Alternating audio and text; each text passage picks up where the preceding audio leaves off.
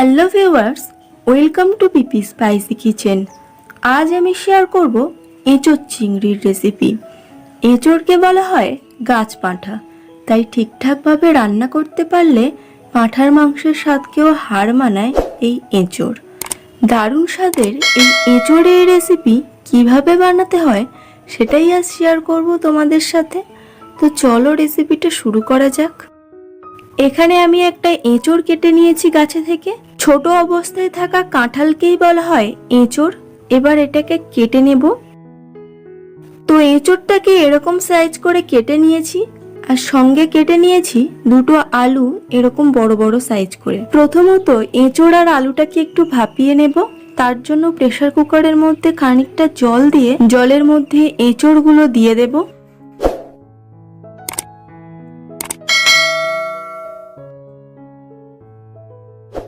উপর থেকে আলুগুলোকেও দিয়ে দেব।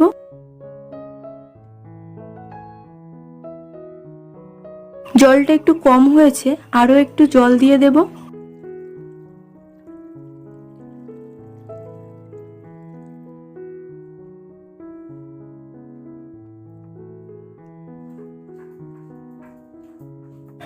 এরপর সামান্য একটু লবণ আর হলুদ গুঁড়ো দিয়ে ঢাকা দিয়ে দেব। 3টে হুইসেল দিয়েই নামিয়ে নেব। এঁচোড়টা সেদ্ধ হতে হতে ততক্ষণ চিংড়িটা ভেজে নেব। তার জন্য কড়াইতে খানিকটা সর্ষের তেল দিয়ে চিংড়িটা দিয়ে দেব। দিয়ে দেব হলুদ, লবণ। এবার একটু নেড়েচেড়ে ভেজে নেব।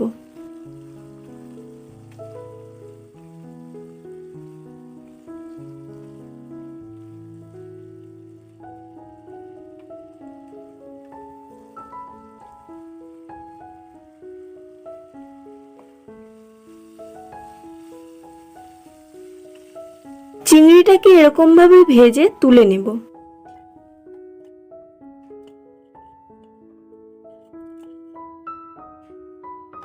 এঁচোড় তৈরির জন্য মশলা লাগছে 2 চামচ আদা বাটা, 2 চামচ রসুন বাটা, 1 চামচ লঙ্কা বাটা, দুটো বড় সাইজের পেঁয়াজ কুচি, দুটো শুকনো লঙ্কা, দুটো দারচিনি, একটা তেজপাতা আর একটা পেঁয়াজ এরকম বড় বড় সাইজ করে কেটে নিয়েছি। এঁচোড়টা সেদ্ধ হয়ে গেছে, এবার এটাকে নামিয়ে ছেঁকে নেব। আবার কড়াইতে দিয়ে দেব সর্ষের তেল। বেশ খানিকটা পরিমাণ সর্ষের তেল দিতে হবে। এর মধ্যে দেব খানিকটা গোটা জিরে, দেব দুটো শুকনো লঙ্কা, দেব তেজপাতা, দেব দারচিনি। একটু নেড়ে চেড়ে ভেজে নেব।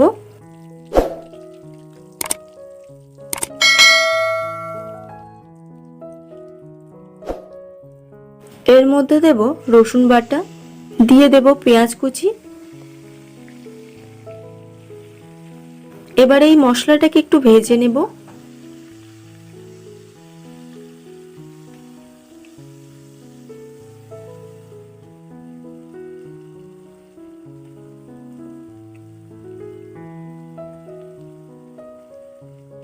এর মধ্যে দেব আদা বাটা আর লঙ্কা বাটা।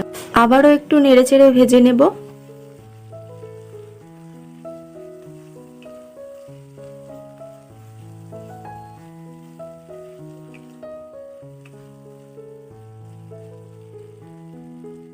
একটা ছোট সাইজের টমেটো কুচি দিয়ে দেব।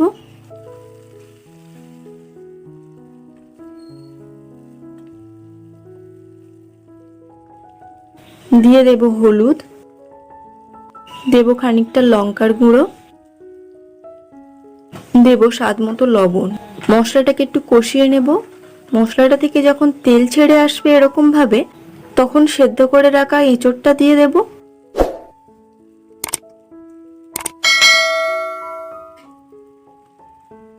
এঁচোড়টাকে একটু নেড়ে চেড়ে নেব।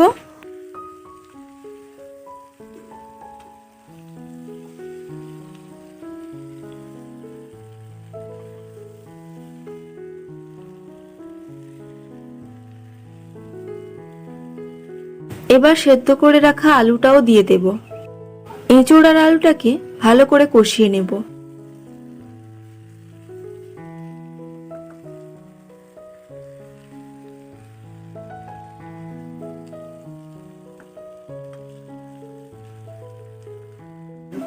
এর এরপর দিয়ে দেব পরিমাণ মতো জল।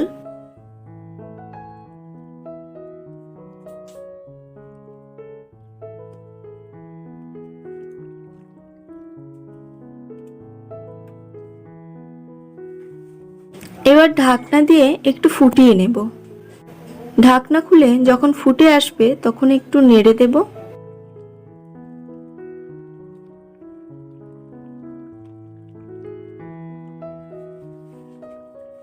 এরপর এর মধ্যে দিয়ে দেব ভেজে রাখা চিংড়িগুলো। বড় করে কেটে রাখা পেঁয়াজ কুচিগুলোকেও দিয়ে দেব।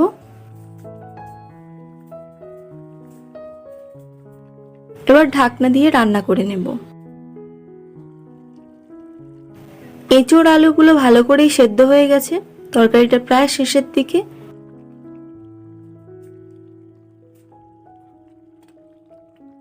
এবার একটু গরম মশলা ছড়িয়ে দেব। আবারও একটু ভালো করে নেড়ে চেড়ে নেব।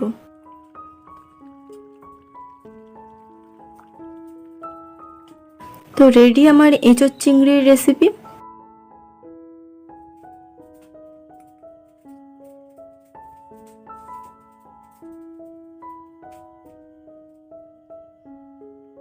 রেসিপিটা কেমন লাগলো কমেন্ট করে জানাবেন।